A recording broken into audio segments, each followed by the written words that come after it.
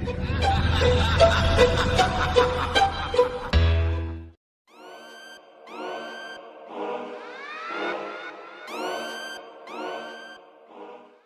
agora.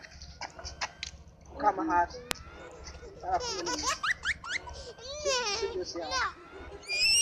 Não, que me disse, não, que me disse. Nossa, girasse.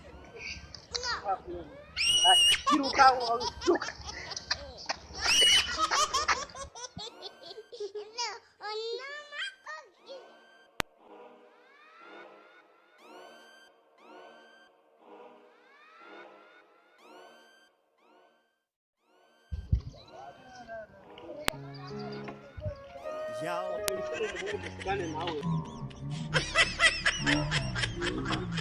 This is on this beat, ladies and gentlemen.